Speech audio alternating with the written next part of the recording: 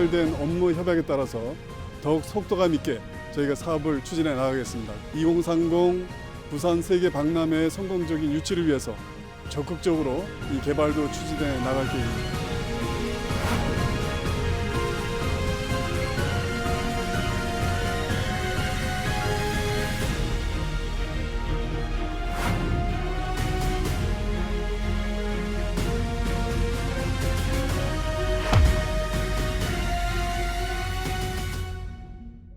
북항 재개발에 대한 시민들의 관심이 굉장히 높고요.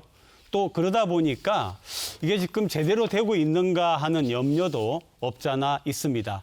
그래서 두 분 관계자, 거의 책임자라고 하실 수 있는 위치에 있는 분을 모시고 오늘 대화를, 토론을 가지도록 그렇게 하겠습니다. 먼저 부산시의 균형발전실장이십니다. 김광혜 실장님 나오셨습니다. 네, 안녕하십니까. 고맙습니다. 부산항만공사 부산북항 재개발 사업단장을 맡고 계시는 전창규 단장님이십니다. 예, 반갑습니다. 네, 시간 내주셔서 감사합니다. 자, 첫 번째 이제 궁금한 게 지금 현재 이게 북항 재개발이 어떻게 좀 진행이 되고 있는가 하는 게 좀 궁금합니다. 북항 1단계 사업은 북항 1부도서부터 4부도 그리고 중앙부도를 포함한 약 153만 제곱미터를 재개발하는 사업이고 사업비가 약 2조 6천억 정도 투입되는 사업입니다. 유라시아 관문인 부산항의 위상도 높이고 그리고 복합 항만 지구로서 조성하기 위해 지금 건설 중에 있고요. 무엇보다도 지금까지 닫혀있던 항만을 부산 시민들에게 여가 휴식 공간으로 제공하기 위한 사업입니다. 2단계 사업은 1단계 사업과 좀 다릅니다. 1단계 사업은 항만에만 국한돼 있다면 2단계 사업은 철도 그리고 원도시까지 포함된 그러니까 저희들 자성대부도 부산역 조차장 그리고 부산진역 CY 그리고 좌천동 1원 약 228만 제곱미터를 재개발하는 사업이고요. 사업비는 약 4조 4천억쯤 투입될 걸로 생각되고 있습니다. 지금 현재 부산시 컨소시엄사에서 우선 협상 대상자로 지정돼 있고 정부에서 재정 예타를 진행 중에 있습니다. 네네. 그러니까 1단계는 북항 안에 좀 집중을 하고 2단계는 외부에 그런 것과 연계하는 데 좀 집중을 한다는 얘기인데 우리 실장님께서는 또 어떻게 보시느냐고 공정률은 지금 어떻게 되는지도 좀 궁금합니다.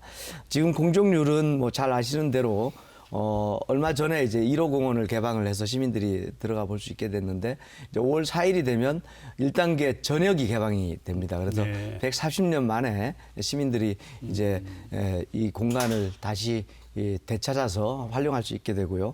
그래서 지금 현재 전체 공정률은 한 91% 진행이 되고 있어서 올해 연말까지 완공되는데 문제가 없지 않을까 그렇게 생각을 하고 있습니다. 네네. 그런데 이제 그 랜드마크 관련해서는 조금 여러 가지 얘기가 나오고 있어서요. 영상 한번 보고 진행을 하겠습니다. 북항 재개발 1단계 사업의 핵심 구역인 랜드마크 부지. 항만 재개발 사업의 중심이자 전체적인 사업의 정체성을 결정하게 될 가장 중요한 곳입니다. 이 랜드마크 부지는 지난 2015년 한 차례 공개 매각이 무산된 뒤 현재까지 별다른 진전이 없습니다. 세계적 리조트 회사들의 관심은 많았지만 강원랜드와 같은 내국인용 카지노가 허용되지 않으면서 투자는 결국 불발됐습니다. 관광 마이스 산업에 활력을 불어넣고 해양수도 부산의 위상을 다지기 위해선 싱가포르의 마리나베이 샌즈 호텔과 같은 핵심 시설이 반드시 필요하다는 게 전문가들의 의견입니다. 미래의 핵심 성장 동력으로서 관광 산업이 성장을 하고 또 실제 명실상부한 국제적인 수준의 관광 도시가 되기 위해서는 이런 상징적인 랜드마크가 꼭 필요하다고 생각하고 부산항만공사는 랜드마크의 건물 기능, 규모와 관련된 마스터 플랜 수립이 마무리되면 본격적인 투자 유치에 나서겠다고 밝혔습니다. 랜드마크의 계획하고 추진에 대해서 굉장히 좀 궁금한 게 많습니다만 먼저 좀 말씀을 좀 해주시죠. 예, 랜드마크 부지는 북항 1단계 재개발 사업의 핵심 사업 부지입니다. 경관수로를 중심으로 인공섬에 위치해 있고요. 면적은 약 11만 4천 제곱미터입니다. 옆에는 지금 오페라하우스가 한창 건립 중에 있습니다. 7월 중으로 그 랜드마크 부지의 건물에 대한 형상이라든가 배치 계획 그리고 도입 시설에 대해서 마스터 플랜을 수립하려고 지금 예정 중에 있습니다. 그런데 지금 한간에 지금 랜드마크지의 주거 시설에 대해서 굉장히 논란이 있는데 네, 그 네, 부분에 네. 대해서는 항만공사에서 받은 용역사가 국내외 유사 사례를 조사도 하고 그리고 잠재 투자 기관에 대한 수요 조사를 통해서 수익성과 공공성, 네, 예, 공공성. 그거를 네, 전체를 확보하기엔 아닙니다. 그러니까 지금 사실 최종안이 아니고 중간에 내놓은 도출안인데 이 부분에 대해서 지금 계속 검증하고 논의하고 있는 네, 상태이고요. 지속적인 저희들은 검증과 논의를 하게 되면 마스터 플랜 수립을 저희들이 확정하게 되고 그 가이드라인에 통해서 만약에 투자 유치를 하게 되면 아마 우리 마스터 플랜보다 더 좋은 안을 개발 계획을 낸다면 그 사업자가 선정이 될 것이라고 예상하고 있습니다. 아, 네. 그러니까 지금 현재 논란이 되고 있는 이게 막 주거 시설이 들어가고 어쩌고 하는 거는 우리 사업단이나 부산시가 가지고 있는 그런 공식 입장이 아니고 지금 안이 나오고 그게 논의되는 단계에서 거기에 들어와 있는 내용이 지금 나오면서 그런 이제 좀 비판적으로 보는 이제 그런 게 있는 것 같습니다. 부산시는 어떻습니까? 랜드마크 부지는 가장 크고 제일 중요한 부지입니다. 어떻게 보면 이제 센텀의 백스코어와 같은 역할, 또 오시리아 관광단지의 테마파크와 같은 역할, 이걸 랜드마크가 해줘야 되는데 이제 그 전에 유치 시설을 다른 시설을 먼저 분양을 하다 보니까 여기에 굉장히 이제 당장 돈이 되는 이제 뭐 이런 숙박시설 중심으로 개발이 이루어지다 보니 시민 여러분들께서 굉장히 걱정을 많이 하고 계신 거죠. 그래서 어떻게 보면 랜드마크 부지에 정말 좋은 투자자를 유치해서 거기에서 좋은 기능을 한다는 것을 시민들이 본다면 걱정할 게 없지 않겠습니까? 그래서 이런 그런 측면에서 이제 랜드마크 부지에는 우리는 이제 주거 시설이 들어가서는 안 된다는 입장을 갖고 있고요. 근데 생활용 숙박 시설도 원칙적으로는 안 되겠다. 여기는 테마파크나 이제 복합 리조트 같은 것들이 들어가야 되고, 다만 이제 이게 하나의 도시입니다. 3만 평이나 그렇죠. 되니까. 그렇기 네. 때문에 야간이 되면 공동화 생기거든요. 그래서 이걸 관리할 수 있는 최소한의 이제 생활용 숙박시설 이런 것들은 있어야 되는데 네네. 그 비율이 10%를 넘어서는 안 되겠다라는 생각을 저희가 하고 있습니다. 그래서 이러한 부분들은 저희 관계 당국과 또 BPA가 협의해서 이제 좋은 시설이 유치될 수 있도록 그렇게 해나갈 계획으로 있습니다. 주거 시설에 대한 그 비판이라고 할까, 의혹의 눈초리라고 할까 이런 것에 대해서. 저희들 뭐 예를 들어서 지금 한센터 같은 경우 저희들이 네. 실제 상부 시설 인프라 구축을 활성화하기 위해서 네. 선분양한 상업 업무 부지가 있습니다. 거기에 네네. 지금 생활용 숙박형, 그러니까 레이전스가 들어섬에 따라서 레이전스가 주거 시설로 변질되는 거에 대한 지역사회의 비판 여론이 있는 거 네. 충분히 알고 있고요.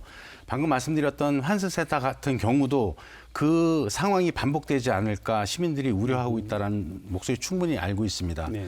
뭐 환승센터 예를 들면 사실 저희들 부산항만공사에서 환승센터를 분양할 당시 기수립된 지구 단위 계획에 의거해서 저희들이 토지를 분양했고 그 환승센터 개발 사업자는 건축 가이드라인에 의거해서 작년 연말에 건축 심의를 완료했고 지금 건축 허가를 앞두고 있습니다.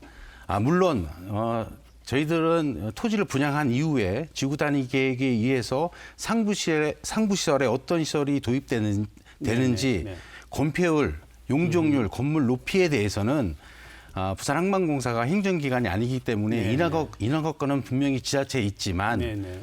항만공사 입장에서는 토지를 분양한에 대한 책임을 분명히 느끼고 있습니다. 그래서 환승센터를 개발하는 사업자에게 저희들이 긴밀히 협조를 지금 현재 구하고 있는 상태고 지금 논란이 되고 있는 시설에 대해서 기능 전환을 유도하고 있고 저희들이 지금 계속 상황을 지켜보고 있는 중입니다. 네, 실장님 방금 얘기 속에도 이제 분명히 레지던스로 만들었는데 이게 이제 주거 시설로 좀 이렇게 되는 그런 그 어떤 가능성, 위험성이 있다라고 말씀하시고 또 환승센터 관련도 말씀하시는데 우리 시의 입장을 좀 말씀해 주시죠. 네. 그 도시를 만들면 거긴 주거가 들어갑니다. 왜냐하면 이제 직주가 분리되면 교통 수요가 발생하고 거기에 이제 손실이 많기 때문에 북한에서 일하는 사람들이 전부 다 해운대에서 출퇴근한다. 이건 말이 안 되지 않습니까? 다만 이제 이미 이제 북한 인근에 삼복도나 이런 데 주거가 많이 있기 때문에 네. 북한 지역은 계획적으로 이제 우리가 주거를 넣을 수 있는 지역과 그다음 주거를 안 넣는 지역을 구분해 놓은 거고 거기에 이제 주거를 넣지 않으려고 계획한 지역에 생활형 숙박시설이라는 게 들어와서 법의 이제 허점이죠. 들어와서 이게 주거로 전용되는 건 계획한 거하고 다르게 가는 겁니다. 그래서 이러한 부분에 대해서는 이제 당초에 상업 지역의 용도에 맞게 가게 하는 게 맞겠다라는 취지고. 그럼 시가 그 부분을 분명하게 이렇게 제재 내지는 그렇습니다. 해 나가신다는 지금 이미 거죠? 이제 그 레지던스로 분양이 되면 주거로 전용 못하도록 그렇게 이제 공고도 하고 있고, 그다음에 또 법상으로도 그렇게 제재를 하기 때문에 이제 레지던스로 이제 분양되는 생활형 숙박시설로 분양되는 곳이 주거가 되지는 않습니다. 그럼 인허가 절차를 가져야 되고, 그리고 주민등록을 하는데 이제 불편함이 있고 이렇게 하기 때문에 말 그대로 생활형 숙박시설로 쓰게 되는 거고요. 그다음에 이제 앞으로 2단계를 하는 데 있어서 주거를 어떻게 할 것인가라는 부분은 앞서 말씀드렸듯이 우리가 이제 이 도시라는 게 멀티 유스가 돼야 됩니다. 저녁이 되면 그렇죠. 모두가 빠져나가서 횡한 도시, 이런 도시는 죽어버린 도시거든요. 그래서 나이트 라이프가 있는 도시가 돼야 되고, 이제 정주 여건도 같이 만들어져야 되는데, 다만 그것이 계획적으로 이루어져야 된다. 왜냐하면 거기에 이제 주거가 된다고 했을 때는 학교도 들어가야 되고, 또 주거를 뒷받침할 수 있는 여러 가지 기반 시설이 있지 않습니까? 이런 것들이 같이 되면서 주거가 돼야 되는 거지, 그냥 이제 변칙적으로 전환돼서 주거가 됐을 때는 여러 가지 도시의 사회적인 문제를 야기하기 때문에 이제 그런 것들을 이제 계획적으로 어떻게 수용할 것인가라는 것은 우리가 나중에 2단계 계획을 할 때 적극적으로 그러니까 반영을 실장님 할 그 보니까 이제 그런 것들이 소위 나이트 라이프를 위해서 필요하다 말씀을 하셨는데, 사실은 그런 것들이 들어서 가지고 북항에 개발해 놓은 북항이 가질 수 있는 대단한 매력, 우리가 기대하는 그런 그걸 매력이 살리는 방향으로 그렇죠. 이제 그렇게 그렇습니다. 해주신다는 예, 네, 그렇습니다. 네, 예. 알겠습니다. 기대를 하고 있겠습니다. 그리고 이제 마지막으로 이 부분에서 트램을 포함한 교통망의 구축은 지금 어떤 식으로 진행이 되고 있습니까? 항만공사에서는 다음 주 중으로 저희들이 제14 사업계획 변경안을 제출할 거고요. 해수부에서는 그 안을 관계기관 협의와 그리고 중앙항만정책심의회를 거쳐야 됩니다. 그걸 거치고 나면 아마 예상으로는 6월쯤에 기본계획이 변경 고시될 거라고 생각됩니다. 그럼 고시되고 나면 이제 본격적인 트램 사업을 착수할 수 있게 되는 것입니다. 실장님, 우리 시에서 이 부분 유심히 지금 주시하고 계시는 그렇습니다. 거죠? 예, 잘 협의를 했고요. 네. 이제 사실 트램이 굉장히 중요합니다. 왜냐하면 앞으로 부산은 이제 트램 도시로 가야 됩니다. 트램은 지하철하고 다른 게 같아 보이지만 지하로 내려가지 않습니다. 네. 그래서 굉장히 편하고요. 그다음 지하철은 2km마다 하나씩 있지 않습니까? 자기 집 앞에 없습니다. 트램은 300m, 네. 400m당 하나씩 있습니다. 유럽의 도시들 보면 예, 트램이 막 그렇습니다. 그래서 돌아다니죠. 네. 쉽게 타고 내릴 수가 있고, 그렇죠. 그다음에 또 그렇기 때문에 라스트 마일리지라는 게 중요한데, 거기 내리면 집에까지 걸어가거나 아니면 킥보드를 타고 가거나 아니면 전동 킥보드를 타거나 아니면 자전거를 타거나 이렇게 해서 자동차가 전혀 필요 없는 도시로 만들어 가는데 굉장히 중요한 거거든요. 그래서 북한은 이제 자동차가 필요 없는 도시로 가고, 이제 미래형 탄소 제로 도시로 가려면 트램 교통의 근간이 돼야 됩니다. 그래서 다만 이제 이 문제를 하는 데 있어서 비용 부담 문제 때문에 이제 1년이 늦어졌습니다. 그래서 지금 해수부하고 또 이제 우리 그 BPA하고 적극적으로 협의를 해서 이 1년 늦어진 걸 좀 어떻게 좀 땡길 수 있는가 이렇게 노력을 하고 있고요. 2단계가 될 때까지 저희가 볼 때 2단계까지 보면 2029년까지는 2단계까지 다 완공할 수 있지 않을까 그렇게 기대를 하고 있습니다. 네, 우리 단장님 말씀을 들어보면 이제 어쨌든 여러 가지 고민 속에서 열심히 잘 하려고 하고 계시고, 우리 시도 열심히 주시하면서 이게 잘 되도록 그렇게 같이 파트너십을 잘 가지고 있다 이렇게 말씀을 해 주셨습니다.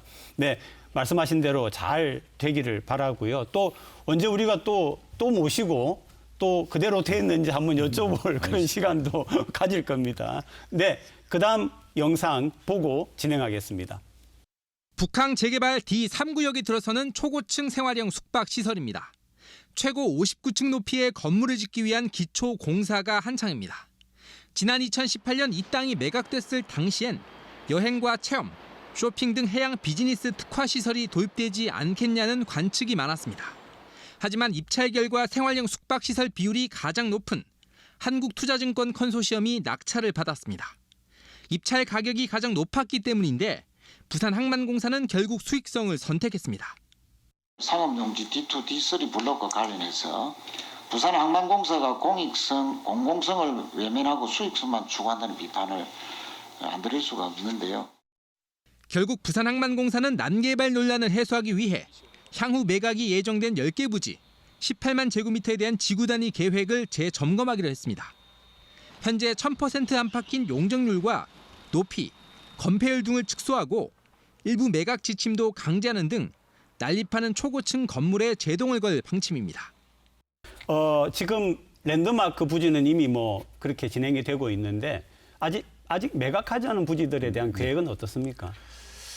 사실 그 북한 재개발 1단계 사업은 전체 면적이 아까 말씀드린 것처럼 153만 제곱미터입니다. 그중에서 육지부가 111만 제곱미터고 그중에 70%가 공공시설로 구성되어 있습니다. 그만큼 공공성이 강한 재개발 사업인데도 불구하고 항만공사에서 선분양한 상업 업무 지구에 고층 빌딩이 들어섬에 따라서 난개발이라는 우려의 목소리, 지역사회에서의 비판 목소리를 저희들이 충분히 듣기 때문에 그 공공성 강화를 위해서 현재 남아있는 미매각 부지에 대한 지구 단위 계획을 전면 재검토하고 있습니다. 네네.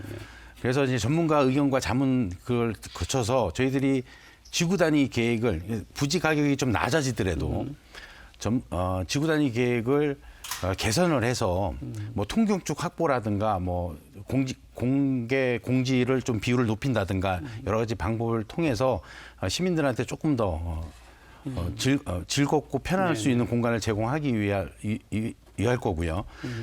그렇게 되면 이제 마스터 플랜이 수립되고 나면 그 후에 저희들이 분양 계획을 지금 잡고 조금 있습니다. 이제 우리 단장님께서 전면 재검토라는 말씀을 딱 해주셨는데 아마 오늘 이 TV로 우리 프로그램을 보고 계시는 분들이 전면 재검토라고 하면은 어떤 우리 단에서 가지고 있는 사업단에서 가지고 있는 어떤 방향성이 있지 않겠나 이렇게 생각하실 수도 있을 것 같아요. 네. 그러면 어떤 방향을 가지고서 전면 재검토로 생각하시는가 이렇게 만약에 물어보신다면 네.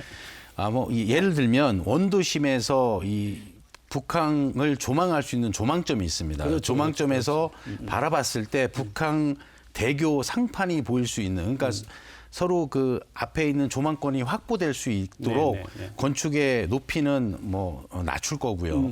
그다음에 건물이 가려서 바다가 보이지 않는 통경축을 예를 들어서 획지에 대해서 지금 통합을 할 수 없지만 부산시하고 상의를 해서 두 개의 필지를 하나로 합쳐서 건물을 한쪽에 모음으로써 양쪽 공간에 바다를 조망할 수 있는 통경축을 확보한다든가 여러 가지 방안에 대해서 지금 검토 중에 있습니다. 단장님 말씀 들으니까 조금 괜찮겠다 생각이 드는 게 사실 부산이 살아갈 수 있는 길 중에 하나가 조망, 즉 뷰거든요. 광안대교 뷰, 또 해운대 어디 뷰 이런 건데 우리 북한에서도 그런 뷰를 충분히 확보를 하는 방향으로 재검토를 하겠다 이런 말씀이죠. 네, 맞습니다. 네, 고맙습니다. 부산시의 입장 또 여쭤보고 싶습니다. 우리 공공성을 살리는 부분하고 그다음에 이제 수익성을 살리는 부분이 사실 다르지 않다라고 생각합니다. 우리가 이제 수익성이 없으면 이 사업 자체가 안 됩니다. 왜냐하면 트램 사업비도 이제 매각 예산에서 또 해야 되고요. 오페라하우스의 추가적인 사업비 충당도 매각 비용에서 나옵니다. 그래서 매각 수익을 또 시민들 재산으로 만든 이 땅을 또 쉽게 싸게 파는 것도 맞지 않지 않습니까? 그렇죠. 그래서 그건 뭐 좋은 가격에 좋은 투자자를 유치하는 것이 맞다고 봅니다. 근데 그게 이제 무조건 뭐 수익성만 하려면 아파트 지어주면 비싸게 팔 수 있는데 그게 좋은가라는 부분입니다. 그래서 예를 들면 이제 우리가 이 센텀을 개발할 때도 백스코어를 먼저 개발함으로 해서 나머지 부지들을 쉽게 매각할 수가 있었습니다. 앵커 시설이 잘 되면 그 주변 부지도 제 가격을 받을 수 있는 거 아니겠습니까? 그래서 이제 이 랜드마크 부지에 정말 세계적인 시설들을 유치해서 이 굉장히 좋은 땅이구나라는 게 된다면 그 나머지 부지들도 굉장히 좋은 가격에 좋은 투자자를 또 유치할 수 있다고 생각을 합니다. 그래서 이제 이 랜드마크 부지의 분양에 대해서는 우리가 이제 이 가격을 최대한 높이겠다 이런 취지보다는 좀 더 좋은 이제 이 테넌트가 들어올 수 있도록 포커스를 맞추고 나머지 부지는 그래도 조금 우리가 받아야 되는 가격을 받을 수 있는 전략을 이렇게 좀 투트랙으로 가는 것이 수익성도 살리고 이 공공성도 살리는 방향이 되지 않을까 이렇게 우리 생각하고 만약에 북한이 있습니다. 지금 이제 말씀하신 대로 좋은 방향으로 잘 개발이 되면 그 옆에 있는 그 소위 원도심이 굉장히 살아날 것 같은데 이런 연계 전략은 우리 시에서는 어떻게 생각하십니까? 부산항이 국가 발전을 위해서 굉장히 기여를 많이 했지만 네. 시민들 입장에서는 그것 때문에 이제 섬처럼 살았지 않습니까? 그렇죠. 그래서 부산항이 있으니까 어차피 바다로 못 가니까 거기다 또 철도를 또 놓게 되고 철도를 놓으니까 도로축도 따라서 있게 되고 그래서 이중 삼중으로 이제 도시와 바다가 단절이 됐었습니다. 그러니까 도시의 모양도 바다로 가는 길이 하나도 없습니다. 뒤에 있는 모양이. 근데 네네. 세계적인 해안 도시를 가면 전부 다 바다로 향하는 수직축이 다 있거든요. 근데 우리 도시에는 바다로 가는 수직축이 하나도 없습니다. 그렇기 때문에 이번 북한 재개발을 하면서 이제 이 도시와 바다로 가는 수직축을 제대로 만들어내고 네. 크게 보면 산에서 바다까지 연결해내는 이런 축을 만들어내는 사업들을 해내야 원래 부산이 가졌던 지형을 잘 특징과 장점을 살릴 수 있지 않을까라는 생각이죠.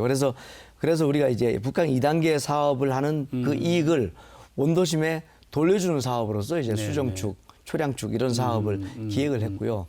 그리고 이제 2단계에서 가장 앵커 지점이 어디냐면 오물량장입니다. 그건 굉장히 큰 호수처럼 돼 있습니다. 여기에는 젊은 사람들이 다 모여들고 나이트 라이프가 있고 여기서 즐기고 호텔도 여기 다 들어오지 않겠습니까?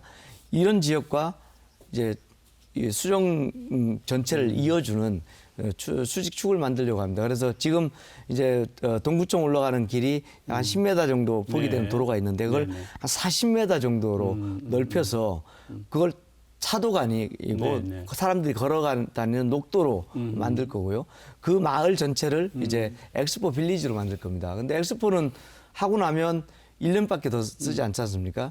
그 1년 뒤에는 이제 부산으로 내려오는 기업들, 그 직장인들이 머물 수 있는 기업 혁신 도시를 만들어서 우리 대연 혁신 도시처럼 만들어서 이제 여기에 일자리와 연계된 그런 공간으로 조성할 계획으로 있습니다. 그래도 마지막으로 이렇게 실장님 이렇게 말씀을 해주시니까 비록 계략적이지만 어떤 큰 그림을 가지고 여기 이렇게 하고 계시구나 이제 그런 생각이 들었습니다. 자 이제 마무리 발언 청해 듣겠습니다. 우리 단장님부터 한 말씀 해주시죠. 예, 저희 그 북한 재개발 사업은 뭐 방금 실장님이 말씀하신 것처럼 북한 일원이 1970년도까지는 경제 발전을 이끌었고요. 이제 2000년도 초반에 신항이 개장함에 따라서 이제 화물이 전이 돼갖고 이제 그 전이 되기 전까지 북한이 화물 물동량의 중심지였습니다. 그리고 그 중심 역할을 하는 바람에 이제 실제 항만 보안 구역이다 보니 단절에 대한 효과가 나타났는데요. 이 부분을 시민들에게 환원시키는 작업이 북한 재개발 사업입니다. 그래서 해수부와 항만공사에서는 이 재개발 사업을 시민한테 환원하는 사업이 마무리돼 가면서 부산 시민들이 느끼는 기대, 관심 그리고 사실 우려까지도 굉장히 무겁게 받아들이고 있고 그 큰 책임감으로 마무리될 때까지 최선을 다할 것으로 약속드리겠습니다. 아이고 고맙습니다. 예, 약속하셨습니다. 우리 실장님 또 마무리해 주시죠. 예, 그 앞서 말씀이 있었습니다만은 이제 북한 1단계 사업은 정말 140년 만에 이 해안가를 시민들 품으로 돌려받은 사업이 됐고요. 이제 북한 2단계 사업은 이제 엑스포를 개최하고 나면 거기를 뉴욕의 맨하탄처럼 정말 부산의 신성장 산업이 입지될 수 있는 그런 공간으로 이제 바뀌어 나갈 겁니다. 지금까지 정말 어려운 사업이 대한민국에서 최초의 항만 재개발 사업이 부산에서 지금까지 진행이 됐습니다. 많은 우여곡절이 있었지만 그래도 정말 잘해왔다고 생각을 합니다. 지금까지 이렇게 성공적으로 끌고 온 것은 우리 시민들의 힘이 컸지 않았는가 이렇게 생각을 하고요. 그래서 앞으로도 이제 시민들의 뜨거운 응원과 관심을 부탁드리겠습니다. 네, 고맙습니다. 지금까지 김광해 부산시 균형발전실장님 그리고 전창규 부산항만공사 부산북항 재개발 사업단장 두 분이셨습니다. 고맙습니다.